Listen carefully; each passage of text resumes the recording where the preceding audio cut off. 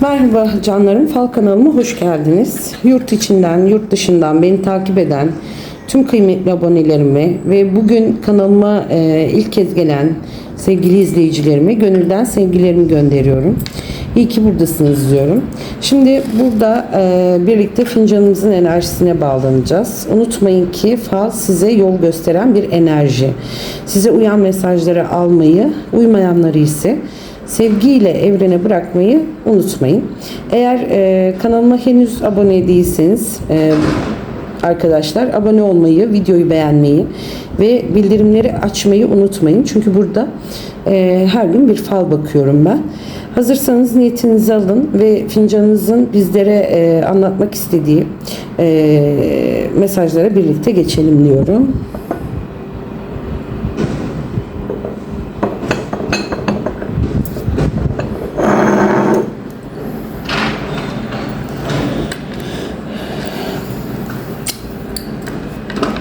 Şunu şöyle alayım da kuruyor arkadaşlar.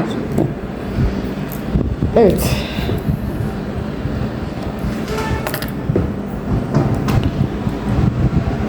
Şimdi fincanımız ilk bakışta biraz içi biraz sıkıntılı ve yoğun bir enerji veriyor. Ancak sadece fincanın dibine bakarak karar vermemek gerekiyor. Çünkü etrafındaki figürler bize bambaşka mesajlar anlatacak.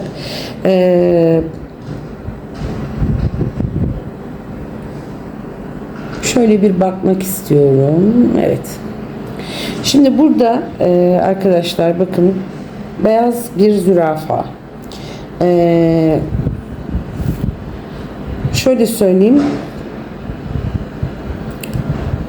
Güçlü bir figür bu. Olaylara uzaktan bakabilmeyi, sabrı, sağduyuyu ve doğru zamanı simgeliyor. Yaşadığınız sıkıntıların kalıcı olmadığını, biraz daha sabırlı davranmanız halinde birçok konu sizin lehinize gerçekleşeceğini gösteriyor. Aynı zamanda zürafa ufkun genişleyeceğini, önünüzde yeni fırsatların açılacağını ve şu an görmediğiniz bazı gerçeklerin çok yakında netleşeceğini işaret ediyor. Yani fincanın içindeki sıkışık enerjiye rağmen çevresindeki sembollerle bir ferahlama ve güzel gelişmelere doğru ilerlediğinizi söylüyor. Şimdi burada bizim yollarımız var. Bu yollar aynı zamanda bir hareketlilik ve önemli bir gelişme olacağını gösteriyor. Yolun başında uzun boylu, ince yapılı bir kişi var. Bu kişi ya siz olabilirsiniz ya da hayatınızda etkili olacak biri olarak görünüyor. Yol başlangıçta oldukça geniş ilerliyor arkadaşlar. Bakın şurada ve şurada bir daralma söz konusu. Bu ilk etapta her şeyin kolay ilerleyeceğini ancak sonrasında küçük bir engel, bir gecikme ya da dikkat edilmesi gereken bir süreç yaşayabilirsiniz. Fakat yol tamamen kapanmış değil, sadece daralmış. Bu nedenle bu durumu aşılması mümkün olan geçici sıkışıklık olarak yorumluyorum. Sabırlı ve kararlı hareket edildiğinde yol yeniden açılıyor ve hedefe ulaşma enerjisi devam ediyor arkadaşlar. Şimdi ben burada dipte iki tane sima görüyorum. Gözler var aynı zamanda. Ve bir de kalp, duygusal konuları, sevgiyi ve gönül bağlarını temsil ediyor. Bu iki simanın arasında. Hemen kalbin üzerinde ise bir E harfi görüyorum. Bu harf kişinin isminin, soyadının ya da önemli bir yerin baş harfi olabilir. Ancak dikkatimi çeken bir detay var. Kalbin üzerindeki iki küçük delik ya da iz görüyorum. Ben buna geçmişte yaşanmış iki kırgınlık, iki hayal kırıklığı ya da iki kişinin ilişkinin üzerinde iz bırakmış iki olay olarak yorumluyorum. Buna rağmen kalp tamamen parçalanmamış görünüyor. Yani yaşanan kırgınlıklara rağmen duygular hala var ve doğru bir iletişimle bazı konuları yeniden toparlanma ihtimali yüksek gibi duruyor burada. Şimdi burada Süliyet'in kafasının hemen üzerinde arkadaşlar bir kuş görüyorum ben. Kanatlarını açmış. Bu iki yüz Süliyet'inin bir tanesinde. Bembeyaz bir kuş bu. Temiz haberleri, müjdeli gelişmeleri, ferahlığı ve huzuru temsil ettiği gibi özellikle başının üzerinde olması o kişinin çok yakında sevindirici bir haber alacağına ya da zihnini meşgul eden bir konunun hayırlı bir şekilde sonuçlanacağını gösteriyor. Aynı zamanda sıkıntıların hafiflemesine, gönlün ferahlamasına ve güzel bir başlangıca da işaret ediyor. Eğer beklenen bir haber, mesaj ya da görüşme varsa bunun olumlu enerjiyle sonuçlanma ihtimali oldukça yüksek arkadaşlar. Ve aynı zamanda burada bir topuklu ayakkabı da görüyorum ben. Hemen şurada bakın. Topuğu da burada.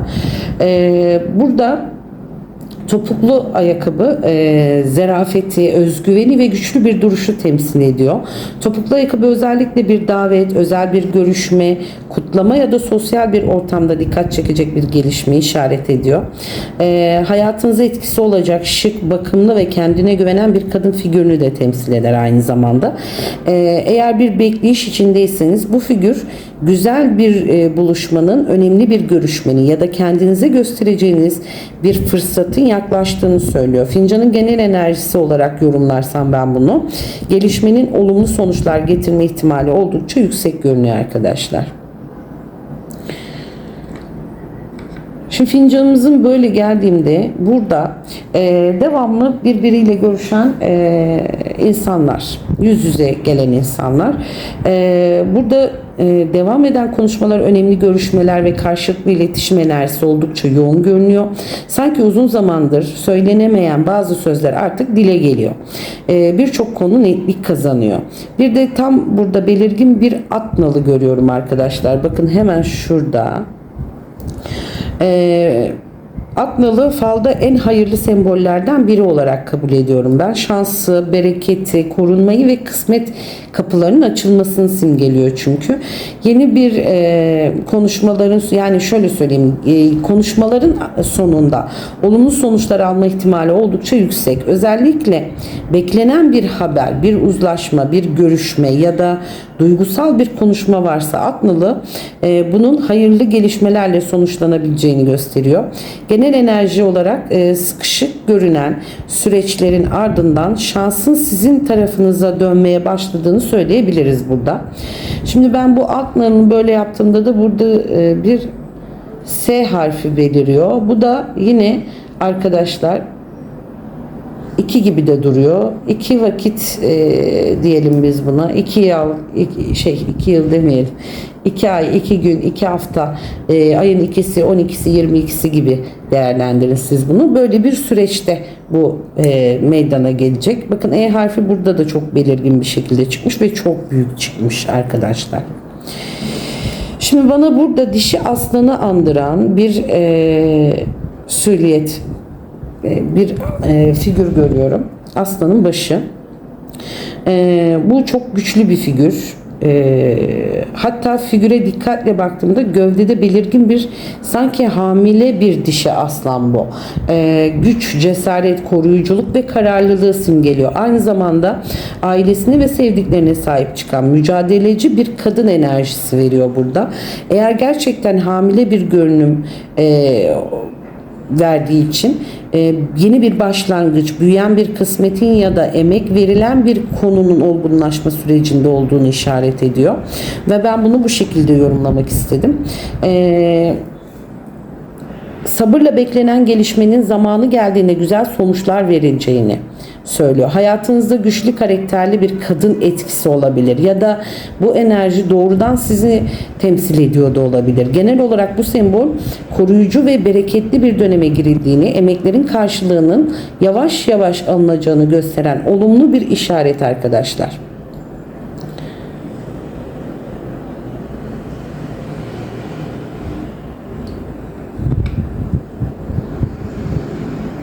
Şimdi böyle geldiğimde burada 2 tane beyaz kağıt görüyorum arkadaşlar. 2 tane beyaz kağıdınız var burada.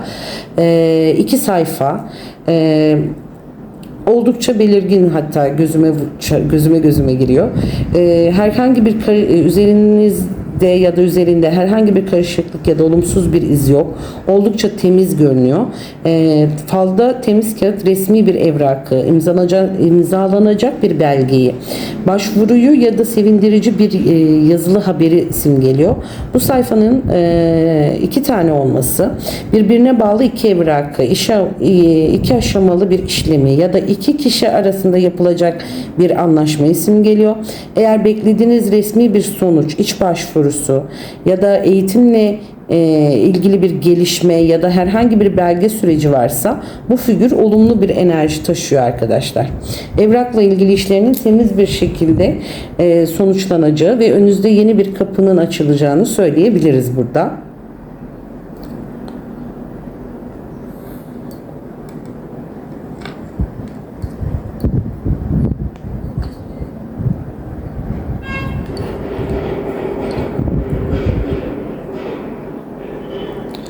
Şimdi bakın, ben bunu böyle yaptığımda bu aslanın sanki bir yanardağ patlamış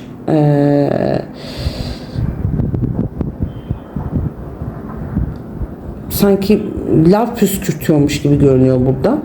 Uzun zamandır içinizde ya da çevrenizde biriken güçlü duyguları ve dışa çıkmayı bekleyen bir enerjiyi temsil ediyor. Bu bastırılmış öfke, heyecan, büyük bir karar ya da uzun süredir konuşulmayan bir konunun artık gün yüzüne çıkabileceğini işaret ediyor.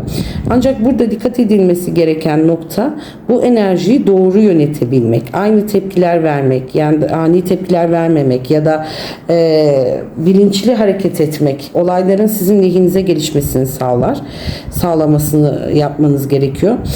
Fincanın genel enerjisi bu figürü büyük bir yıkımdan ziyade içinizde biriken yüklerin boşalması ve ardından gelecek bir rahatlama olarak yorumluyorum.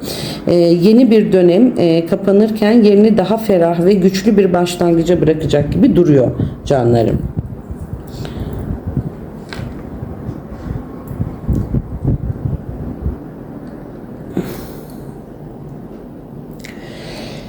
Şimdi burada 2 tane ben örtülü, sadece simaları gözüken 2 tane bayan yan yana duruyor arkadaşlar. Sadece yüzleri gözüküyor. Örtülü bir bayan bu ikisi de. Bu da bize yakın 2 kişiyi gizli ya da henüz herkes tarafından bilinmeyen bir konuşmayı veya 2 kadın arasında kurulacak önemli bir iletişim temsil ediyor. Üzerlerinin örtülü görünmesi, örtülü olması bu bayanların bazı konuların şimdilik gizli kaldığını, zamanının gelmesiyle birlikte netleşeceğini gösteriyor. Eğer hayatınızda 2 kadın figürü önemli bir yere sahipse, 2 kadın, bu kişilerle ilgili gelişmeler yaşanabilir. Aynı zamanda bu figür destek, dayanışma ve karşılıklı fikir alışverişini de simgeliyor. Fincanın genel enerjisinde bu 2 figürün olumsuz değil, aksine birbirine güç veren ve birlikte hareket eden bir enerji taşıdığını söyleyebilirim arkadaşlar.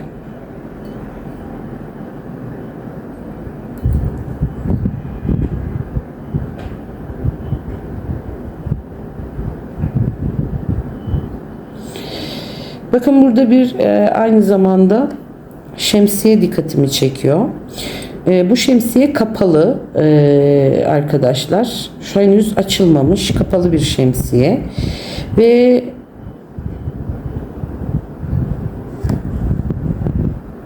bu şemsiyenin hemen üstünde, yanında bir soru işareti de dikkatimi çekti.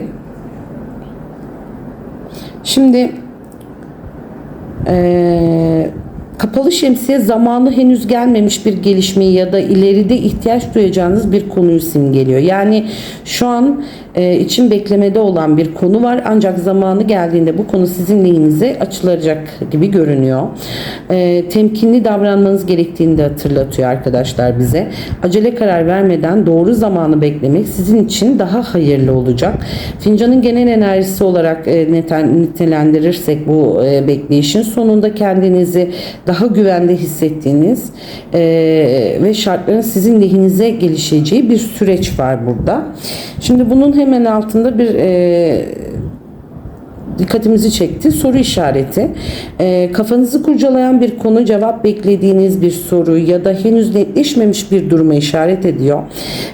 Uzun zamandır acaba ne olacak diye düşündüğünüz bir mesele varsa fincanın bu belirsizliği açıkça göstermiş arkadaşlar. Ancak soru işaretinin kapalı şemsiyeye yakın olması da önemli bir detay.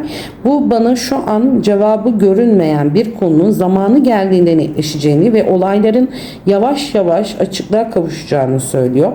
Yani biraz daha sabır etmeniz gerekiyor diyebilirim arkadaşlar.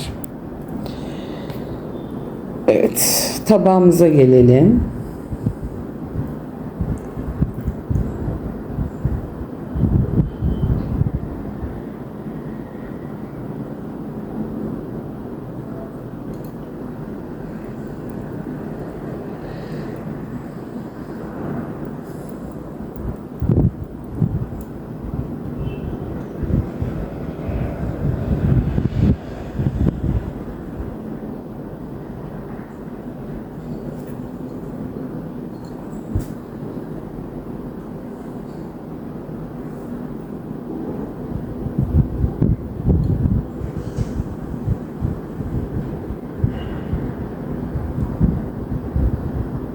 Evet, bu arada bakın kaldı. Niyetiniz ağır ağır ilerleyecek. Şimdi tabağımıza geldik arkadaşlar. Bakın burada üzerinde uzun kuyruklu bir elbise olabilir. Başında da taç var arkadaşlar bu kişinin. Bu bir bayan. Bunun başında bir taç var. Ve önünde bakın şöyle bir silüet, başı öne eğilmiş, kafası öne eğik, ama bunun arkasında, hemen arkasında bakın çok güçlü bir silüet daha var. Hatta elinde bir çiçek var sanki. Bakın saçları görüyor musunuz? Yani bu eğilir vaziyette iki kişi üst üste ve burada bu bayanın önünde de bir kişi var arkadaşlar.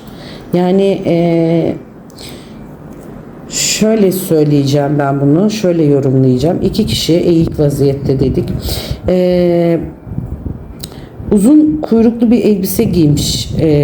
Başında taç var dedik.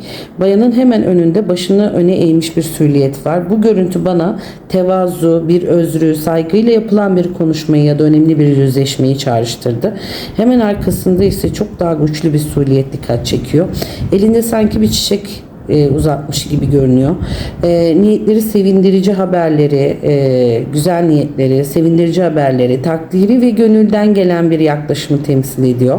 Bu figür destek veren ya da güzel bir gelişmeyle hayatınıza dokunacak güçlü bir kişiyi temsil ediyor arkadaşlar. Bu taçlı bayanın önünde bir kişi daha görünüyor dediğim gibi. Yani burada 3 kişinin enerjisi iç içe geçmiş durumda. Bu da önemli bir görüşme, aile içinde ya da sosyal çevrede bir araya gelecek bir buluşmaya ya da birden fazla kişinin ilgilendiren bir konunun konuşulacağını işaret ediyor. Genel olarak bu figürler saygınlık kazanmayı, destek görmeyi, güzel niyetlerle yapılacak konuşmaları ve değerinizin daha fazla fark edileceği bir döneme girdiğinizi gösteriyor.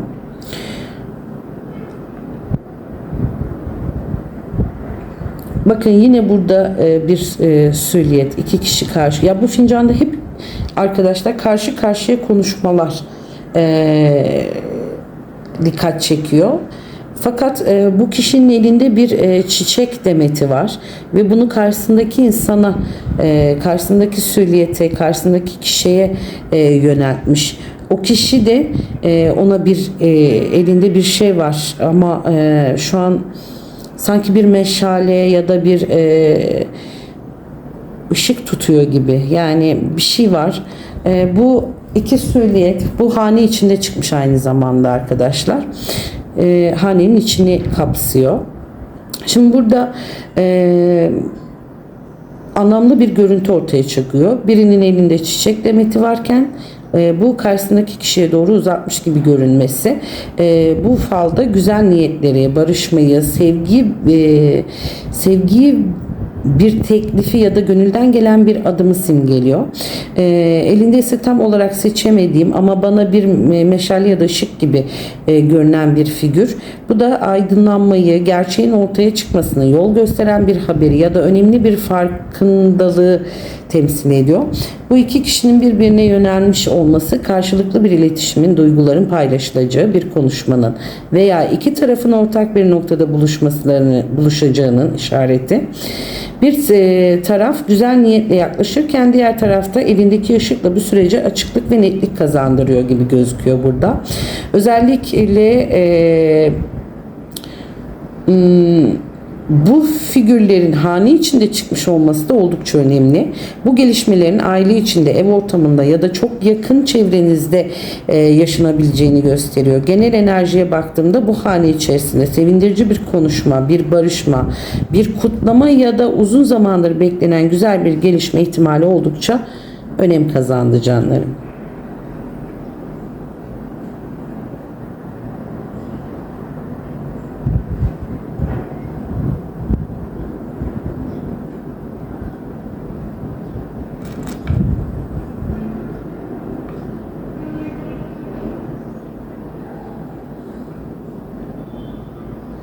Hep bir konuşma arkadaşlar. Hep birbiriyle bir iletişim burada söz konusu sünniyetler. Yalnız burada yatmış bir büyükbaş bir hayvan bu arkadaşlar. Bu büyükbaş bir hayvan. Yatmış durumda ve başı haneye doğru çevrik bu arada.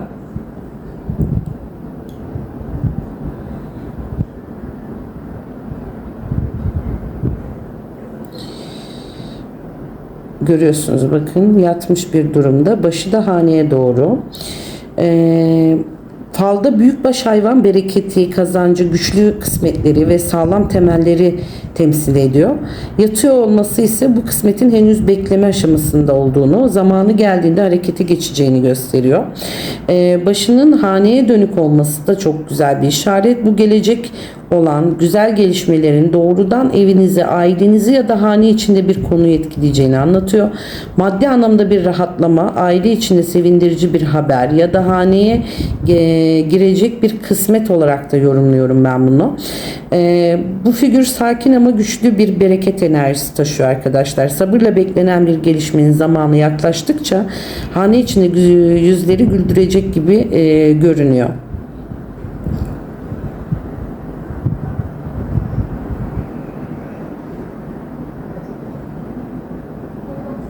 Hanenin içinde bakın burada bir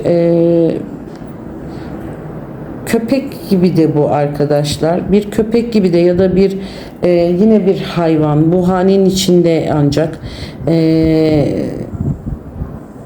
başı yukarıda görüyorsunuz bakın ayakları. Şu an oturur vaziyette.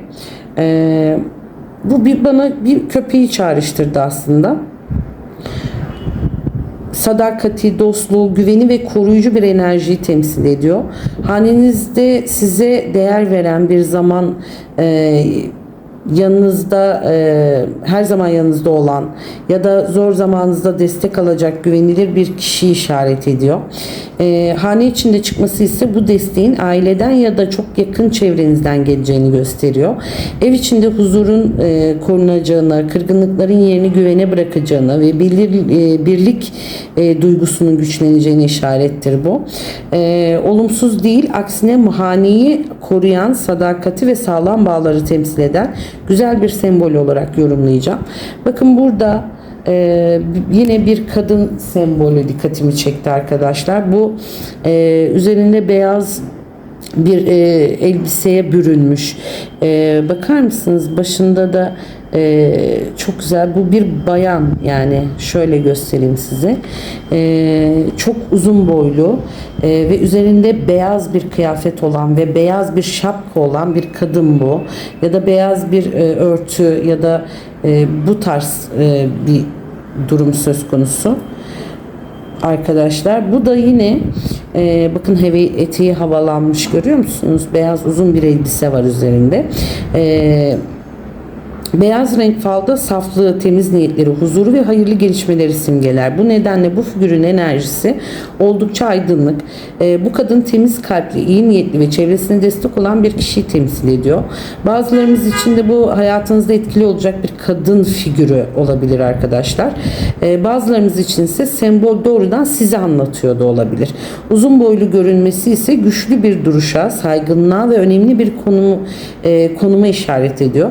Başındaki beyaz şapka ya da örtü ya da bunu korunmayı, manevi desteği ve güzel haberleri simgeleyen bir detay olarak yorumlayacağım.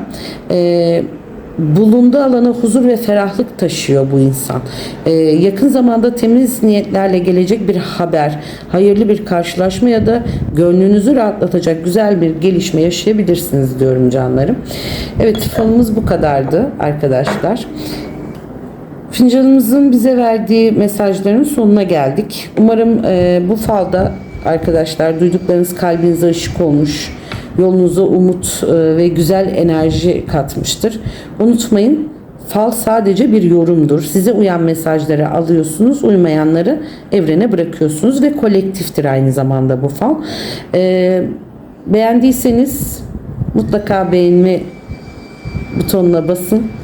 Abone değilseniz abone olun. Bildirim zilinizi açın. Her gün bir fal bakıyorum.